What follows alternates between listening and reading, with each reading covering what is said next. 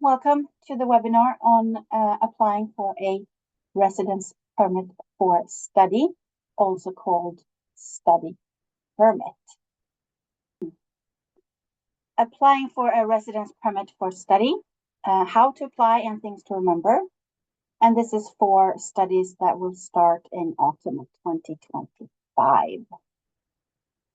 To find the information, you can go through our website the longer way around, ju.se/en/admissions, and then visa requirements, or just go straight to the information about study permit, ju.se/study permit. The residence permit for study is the official name for what we call a study permit. So you've been admitted to a bachelor or master program. Congratulations. So you need to prepare the following things to apply for study permit.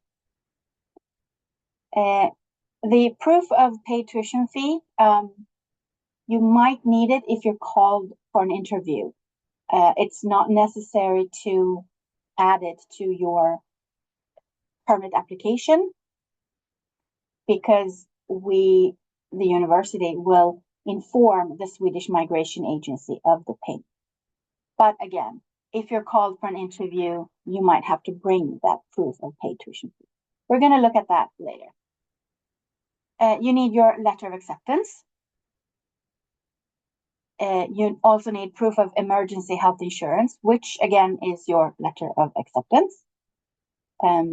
So that information will be there. As a fee-paying student, you're covered by an emergency health insurance. What's optional is proof of extra health insurance. That is needed if you have a pre-existing condition. If you suffer from asthma already, then the emergency insurance won't cover that. So in that case, you need to have extra health insurance. But otherwise, the emergency health insurance from your letter of acceptance is sufficient. You have to have a valid passport. So it should be valid for the duration of the resident permit dates or the duration of your studies in Sweden. So at least 1 year. You also need to have a bank statement in your name, in English, and where the currency is clearly stated. And it cannot be issued more than 4 months before the start of the permit period. And so you can apply for a study permit with a bank statement that is issued no earlier than 1st of April for studies starting in August. So let's look at the tuition fee payment part. So in order to apply for a study permit, you have to have paid the invoice. And the invoice system Payman holds your invoice and your payment will be registered there.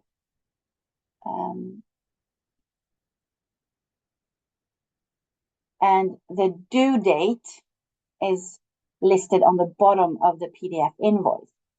So due date means the date the payment should be in the university account. It does not mean pay date. It means due date. International payments can take up to 2 weeks to clear our account. So you should pay before the due date. Information about how to activate the account is sent both from our IT department after you've been admitted, as well as a reminder from the payment system when the invoice is actually ready.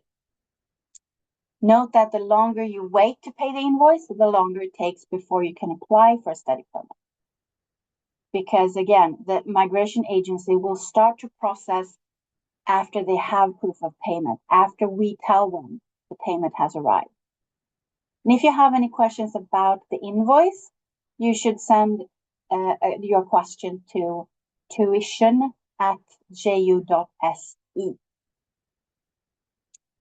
So if you haven't already paid your invoice, as soon as you get the invoice, pay it, and that will allow you to quickly apply for a study permit. So if you want to collect the proof of payment once you've paid the invoice, you log on to the payment system, and there you choose tuition fee periods, and it says paid, and you click on the PDF icon, and that will download your paid invoice. So once it's paid, it has this green stamp on it, so that you can bring if you're called for an interview at a Swedish embassy or consulate general.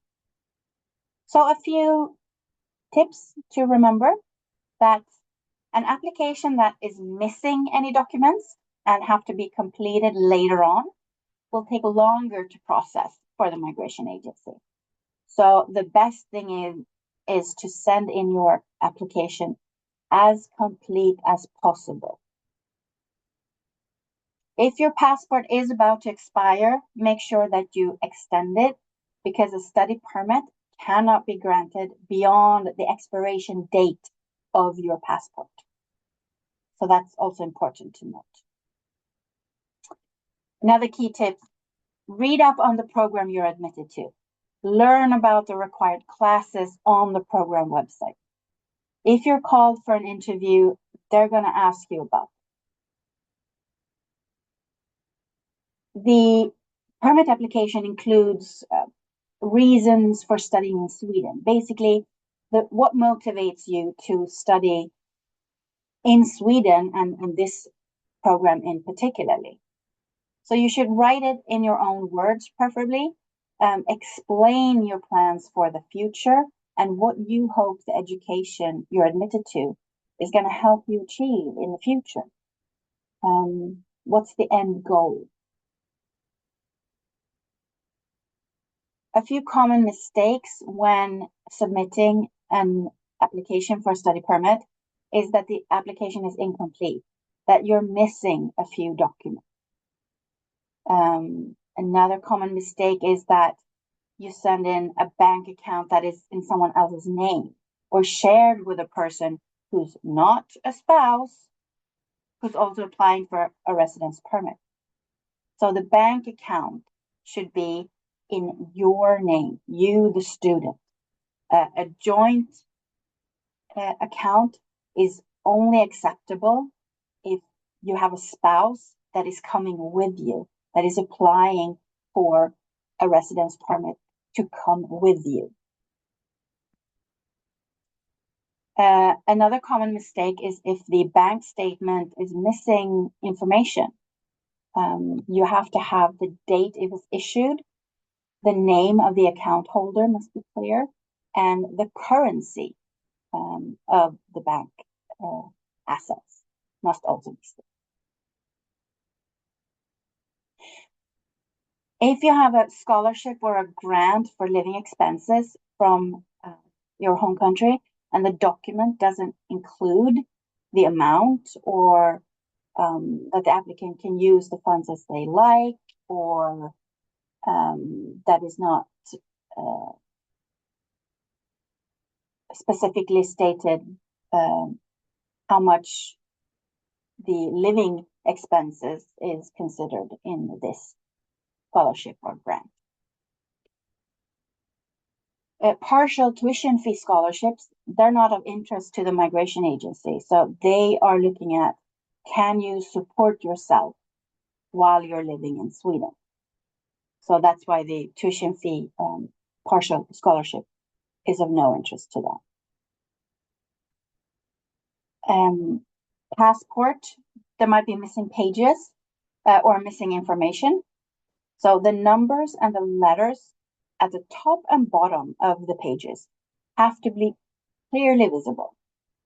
And for some countries, the signature is on a different page from the personal details. So if you have that type of passport, you have to copy the signature page as well as the page with your photo and personal information. Another mistake is not knowing what you're admitted to. So again, know what you're admitted to. We're going to look at the application as well, so the online application. And you visit the migration agency's website, migrationsverket.se. And when you get to this page, you click on English. And then it's very clear, what do you want to do? Well, you want to apply. And what do you want to apply to? Well, study. And admitted to a bachelor or master program means it's a first or second cycle study. So you click on there. Then you come to this website where you have a lot of important information. So you scroll down and they have information about a lot of things. We can look at that later. But it's important that you read through this before you submit your application. This tab shows how the process works. And then there's the tab for applying for the permit. So you have the information here to go to the e-service to apply online. So you gather all necessary documents before you start your application. Now, if you cannot apply online, on this page, there's information about what to do if you cannot apply online. So then you're going to have to apply through the embassy or consulate general, and the application fee will be paid when you hand in the application. Here you can see what the closest embassy or consulate general is for you. So you click on the drop-down box and state where you live, and then it will tell you what the closest embassy or consulate general is. But if you can do the online e-service, you click on this button here, and then you need to create an account. So you create a new account there, and you have to have access to the email address that you provide here, because that's how the Swedish Migration Agency will communicate with you. So your email address, you choose a password, accept the terms of use, check I'm not a robot, and then next. They will send a verification code to your email address, and it's going to be valid for 15 minutes. So enter the code and click next step. And that will automatically suggest that you turn on the two-step verification. And you should use that if you want to be able to view the application information later on. You select the country in the drop-down list to enter your and then enter your mobile number. And the phone number can only be used one time for one account. So the combination of your email address and phone number can only be used one time. If you do not turn on the two-step verification here, you cannot activate it later. So it's now or not at all. So if you choose this and enter your phone number and then click next, you will receive a text message with a code that is valid for 5 minutes. Enter the code, click next, and your account is created. So the next step is to actually start the application.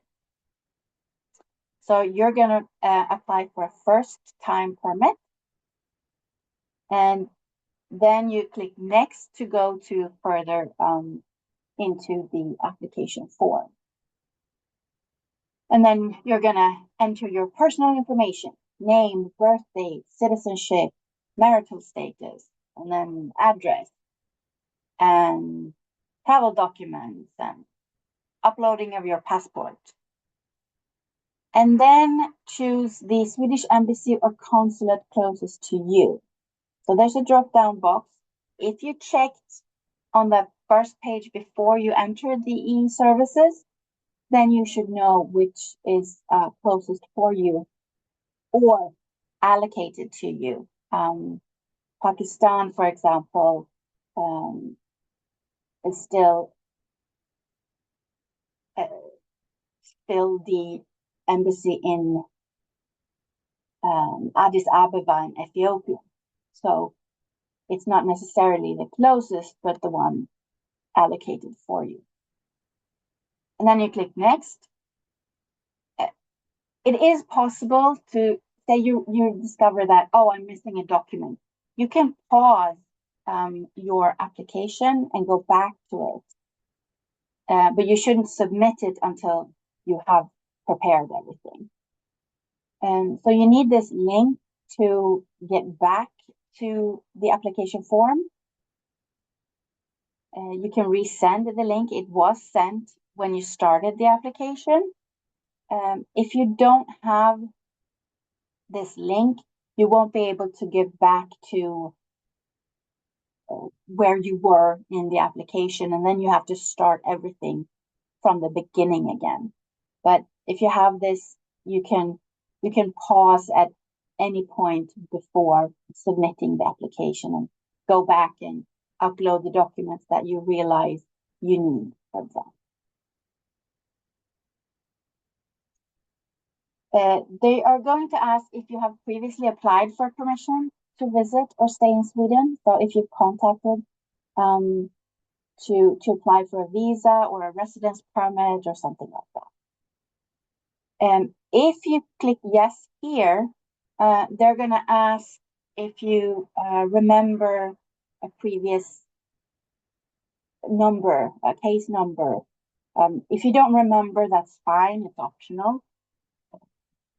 But they will want to know if you have applied or not. If you haven't, then you just click no. If you have, you click yes.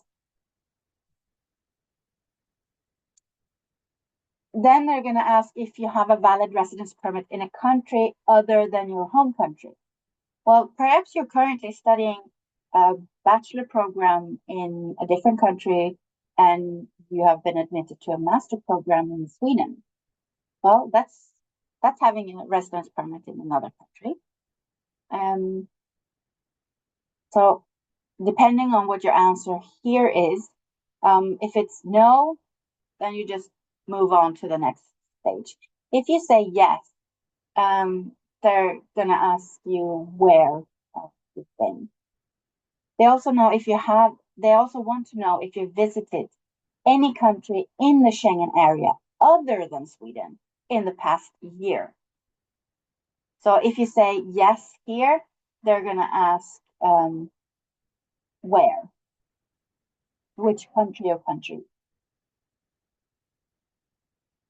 Then they're asking you your current place of residence, whether or not you're in Sweden. And for a first-time study permit, the answer should be no. Then comes the application period, and this is the important one. What period do you need the residence permit for? Well, for studies that start in August, you can enter 1st of August here as the starting date. The end date depends on what you're admitted to. If it's a 1-year master program, the end date should be the end of the program as stated in your letter of acceptance. For 2 and 3 year programs, it's a little bit different. It can be 13 months after the start date. It is possible to apply for a 2-year study permit. And more information about that can be found on our study permit page. There we have specifics. If it's a 2-year master program, then it's for the duration of that program, so the end date on the letter of acceptance. If it's a 3-year program, it's the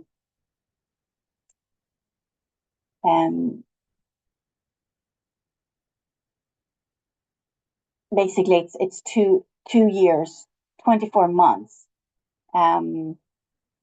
after the start date that is possible. But there's some more information on the study permit page, and we can look at that.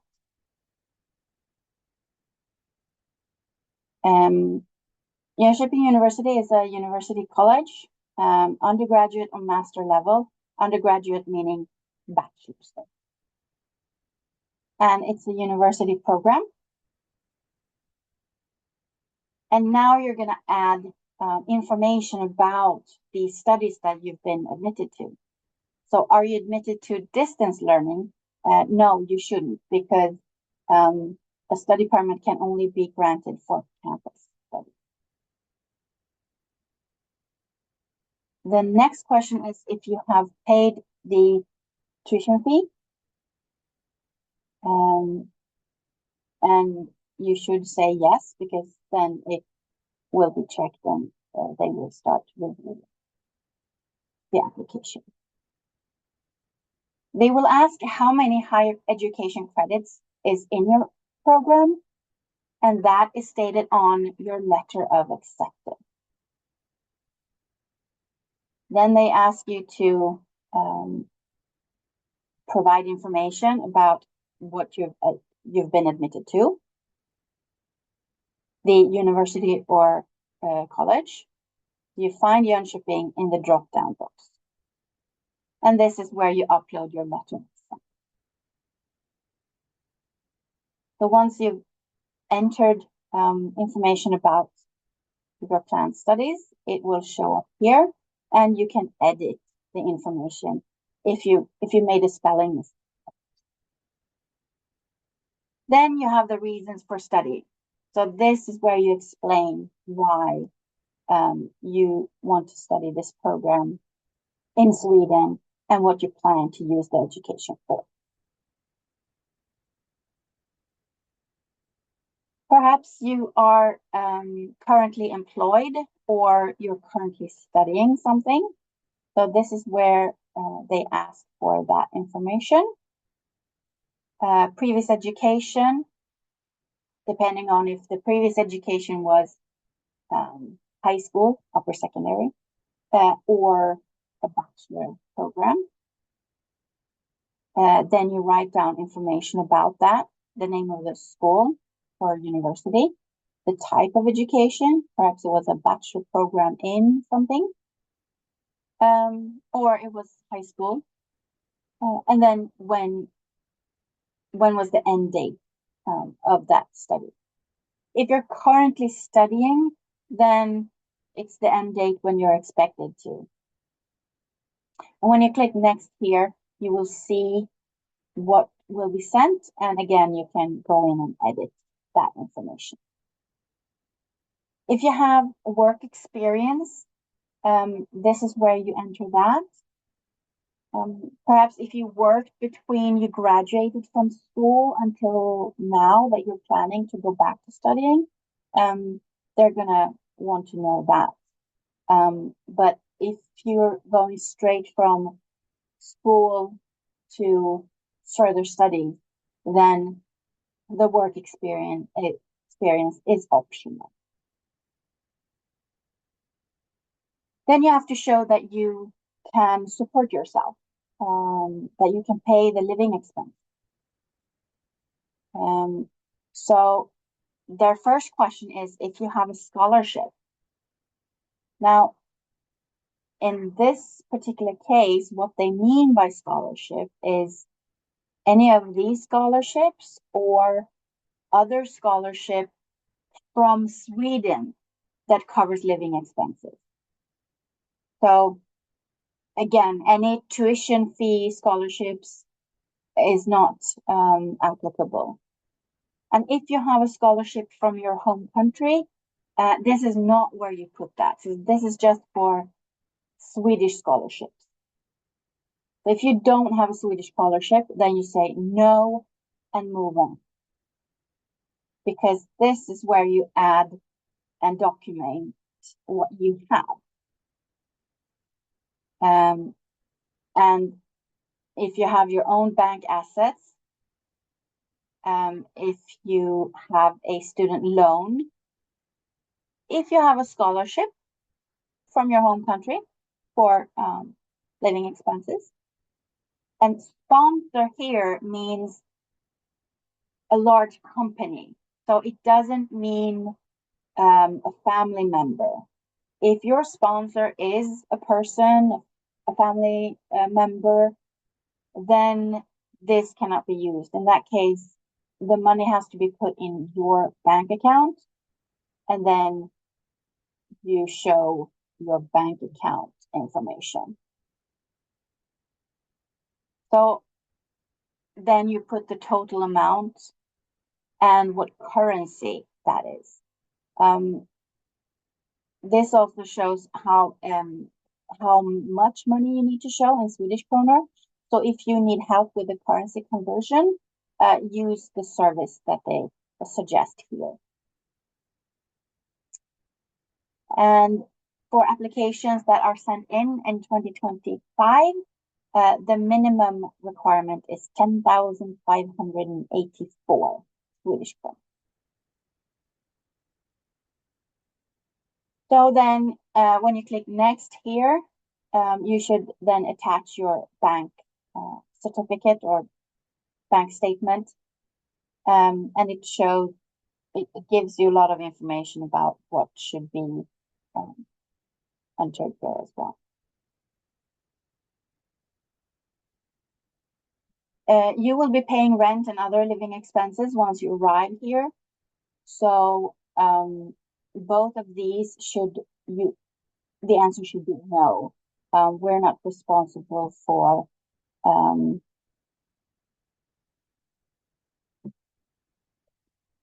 food or accommodation.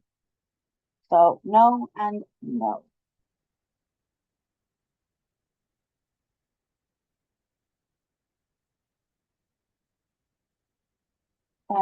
If you're bringing a spouse and or children, this is where you actually start to apply for them as well. And then there's any optional other information you think the Swedish Migration Agency should know about. One example is that the spelling of your name could be different in your letter of acceptance from your passport, perhaps, or other documents because of translation from languages that do not use the Latin alphabet, this alphabet here. But if there's nothing, you just click next because you don't have to put any. And after that, you will see an overview of your answers. You can go back and you can change the answer if you see an error. You can add documents that you perhaps didn't have when you filled out the form. And then you can download the whole draft as a PDF to know what you answered in your replies. Once you're done with the application, once you have uploaded all of the documents, then click next and pay the application fee. It's 1,500 Swedish kronor and you pay by a card. Now, once you have paid the application fee and submitted the application, you cannot go back to make changes. So again, double check your application answers. Double check that you have the documents that you need, and then submit the application. So what happens after you submit the application? Well, you will need to visit the Swedish Embassy or Consulate General to show your passport in original. You also need to have your photo taken and fingerprints collected. And in some cases, like I said, you might be called for an interview.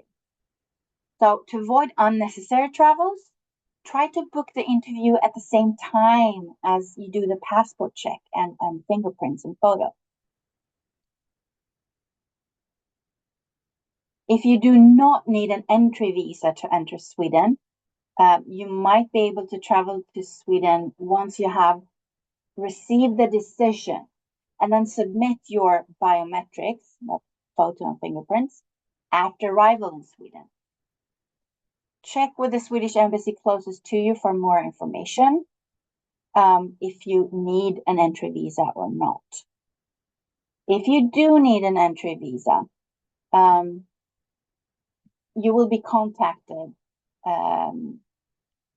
both about visiting a Swedish foreign mission, also another name for embassy or consulate general. But if you have to have an entry visa, you have to wait for the permit card before you can travel to Sweden. So you have to have been granted the residence permit in order to travel.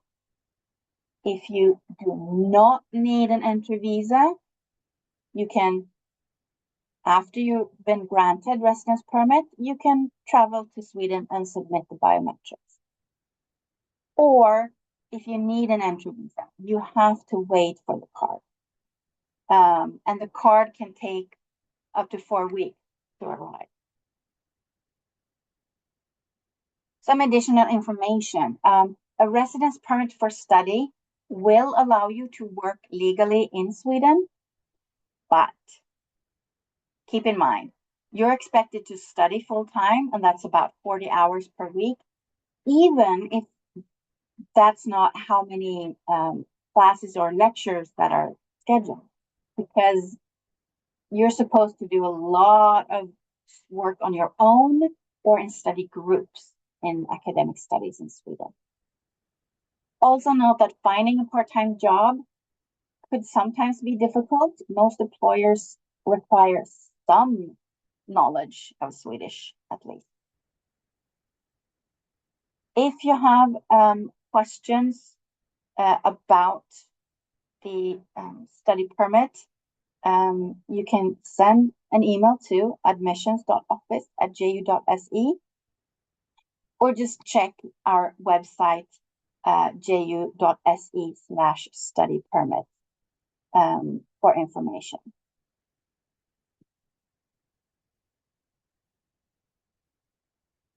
And that was the end of the presentation. And I wanted to share with you the information that we have, the website ju.se/study permit. It gets you to this page where you choose your category. So if it's bachelor and master program, you click on that. And then we have that information here, what you need, and the permit dates for 1, 2, or 3-year programs, information about the 2-year permit option. Again, it's an option, not a requirement. So you have that information here. This webinar will be available here as well later on. And here we also have a video on how to prepare for an interview at the embassy and tips from the Swedish Migration Agency, how to speed things up. And again, submitting a complete application is a great way to speed up the permit application. So let's check the questions that we have in the Q&A section. We have a question about if the family members, the spouse, should register separately. Well, if you're submitting the application all at once, you do it in that one go. So I showed you the toward the end of the study permit, it also has information about the other applicants, and then you do the whole thing at the same time. If you apply for study permit and then apply for your family members, there's information about that as well on the migration agency website.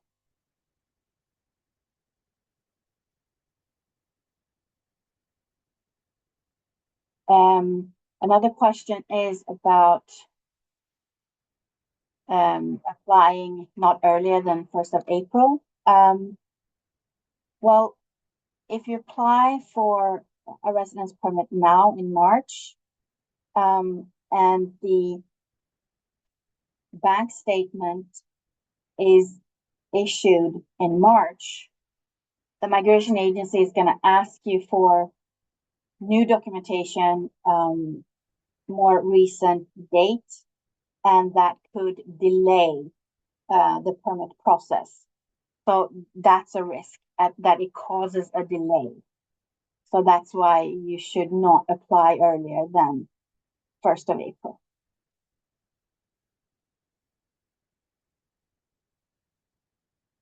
Another question is about coming with family members. So is it mandatory to submit a joint bank account statement? No. It's acceptable to have a joint account if both of you are applying for a permit to come to Sweden, but it's not mandatory. What is mandatory is that the person's name is on a bank account statement. So, for instance, if your spouse who's going to come with you has a bank account in their name, they can submit that. Or you have to show that in your bank account you have sufficient funds for both your living expenses and that of your spouse.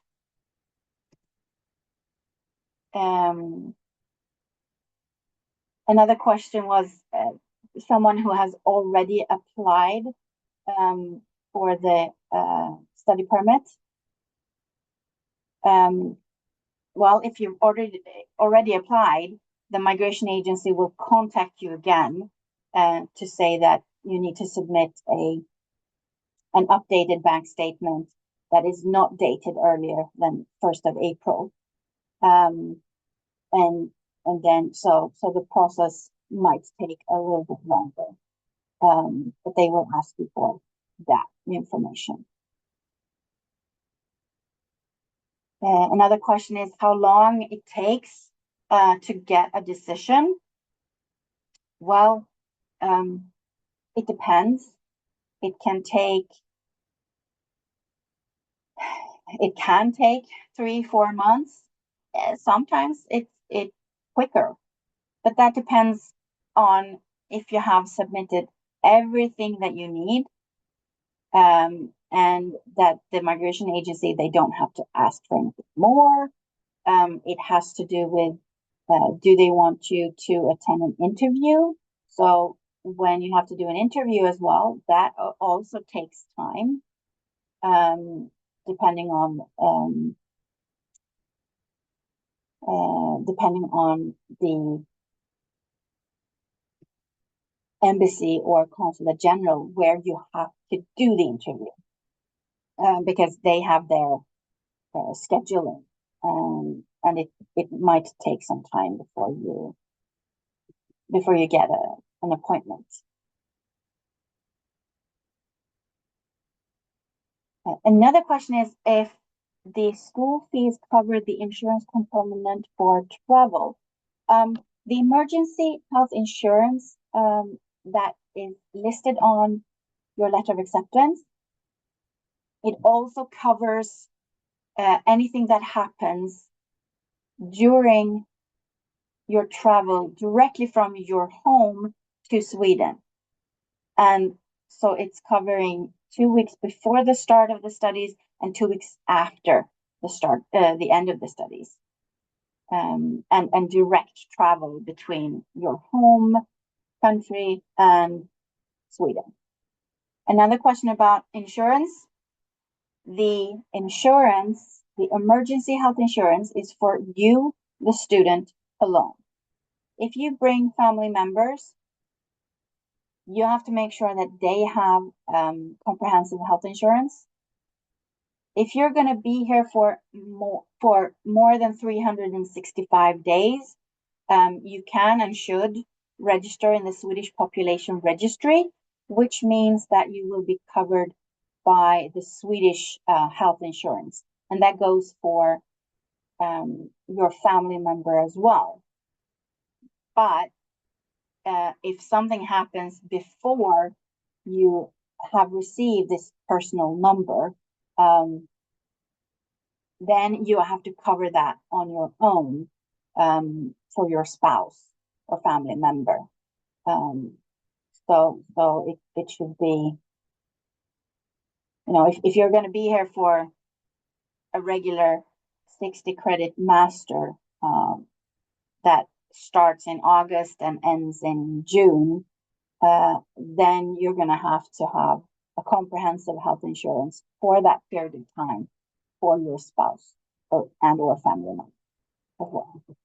And again, when the studies start in August, your letter of acceptance has information about the start of the academic year, the end of the first academic year. It has information that the introduction week is the week before the start of the semester. So when the date that we've said is in August, so that means that the permit can be applied for starting 1st of August.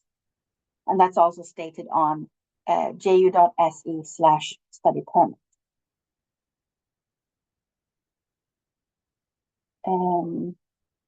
And the bank statement, there's a question about that. Yes, if you have a bank account and the money is in your currency from your country, then when you submit that information to the migration agency, as long as you tell them the amount in your currency and what the currency is, and you use the currency converter to make sure that you have funds that is at least 10,584 Swedish kronor per month, then that's fine. So you don't have to have the bank account doesn't have to be in a different currency. It can definitely be in your own currency. If you're applied through university admissions, and you can wait for the SI scholarship results to be published, and then you apply for a study permit so that you can submit proof of the SI scholarship for the master program as well.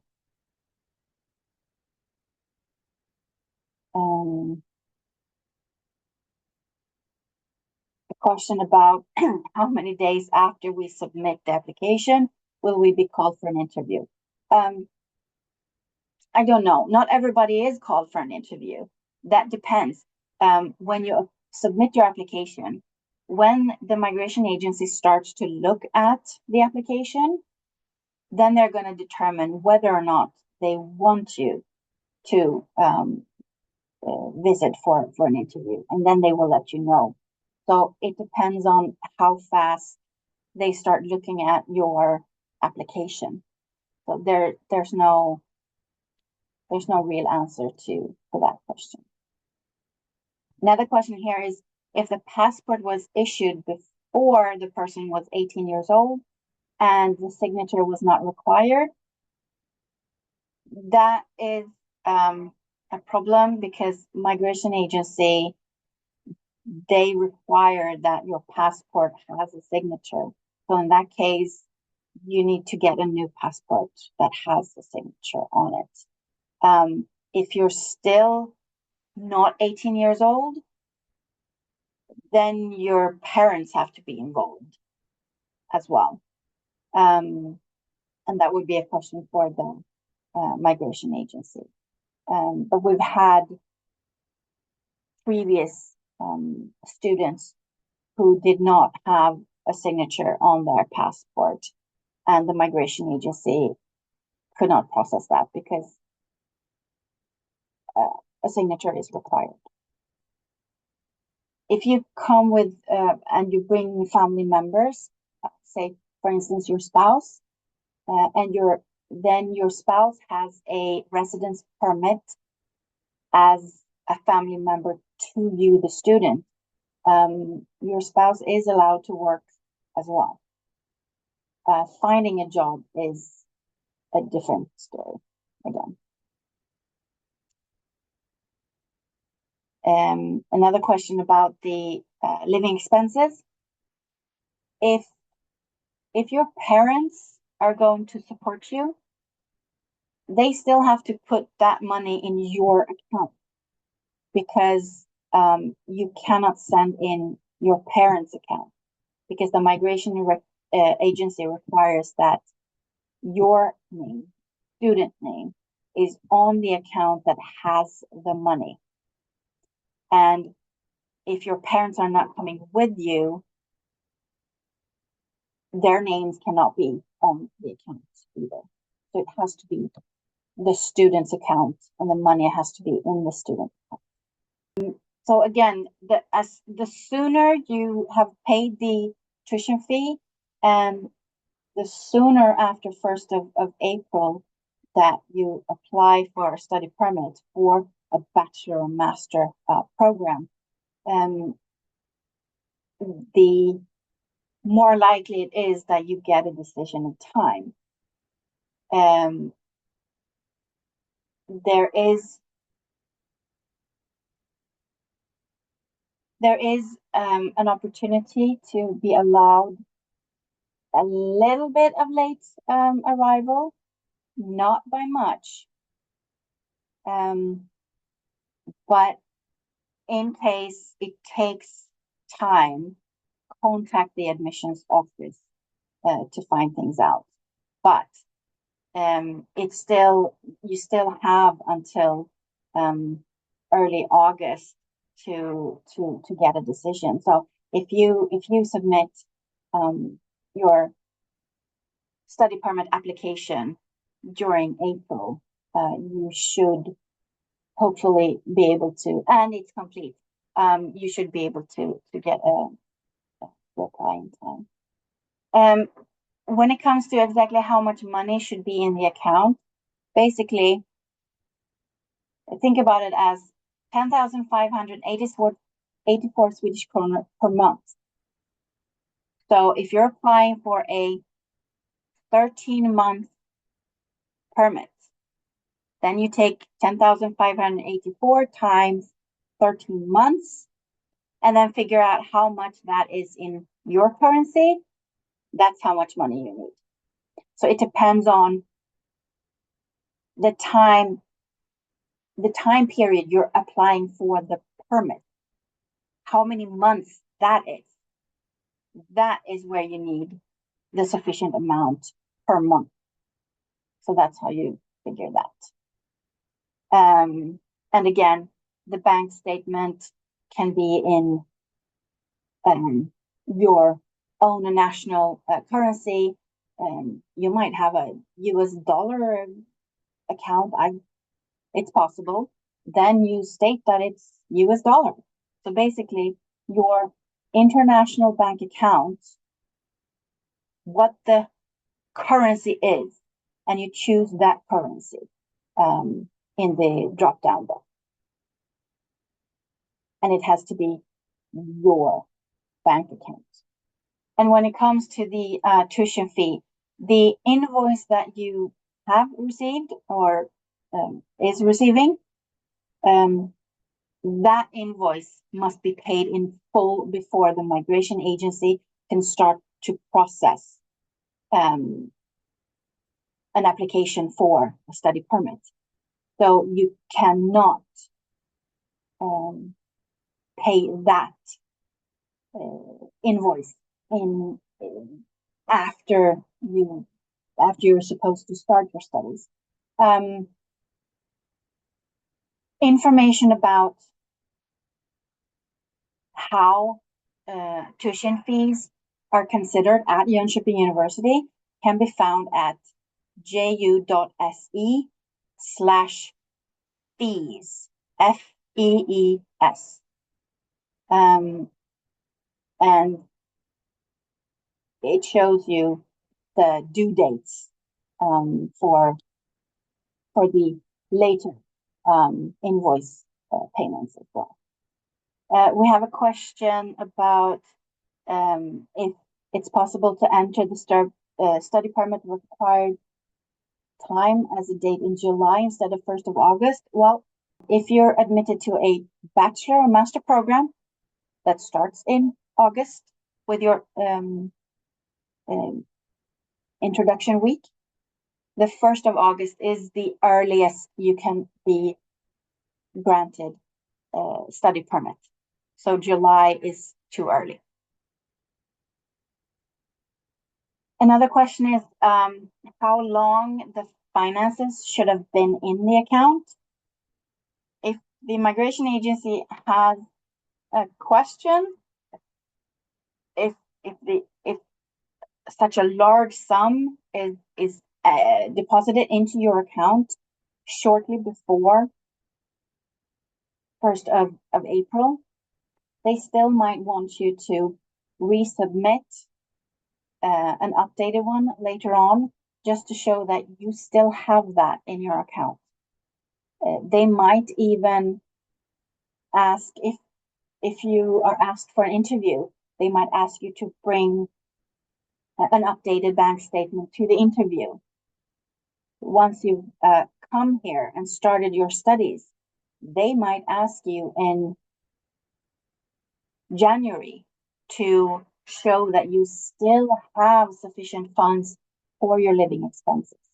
The whole point is you have to have the money to support yourself for the duration that you have a study permit. The tuition fee is separate. So you have to have the tuition fee to pay the university, but you also have to have living funds for your living expenses. So working while you're studying, that's for the little extra pocket money for something special. If you want to do some traveling in addition to your living expenses, basically, that's what that means. So again, check the website for the study permit, ju.se/study permit, for a lot of that information. And if you have further questions, send an email to admissions.office@ju.se. And good luck with your application for study permits, and hope to welcome you to Jönköping in August. Take care.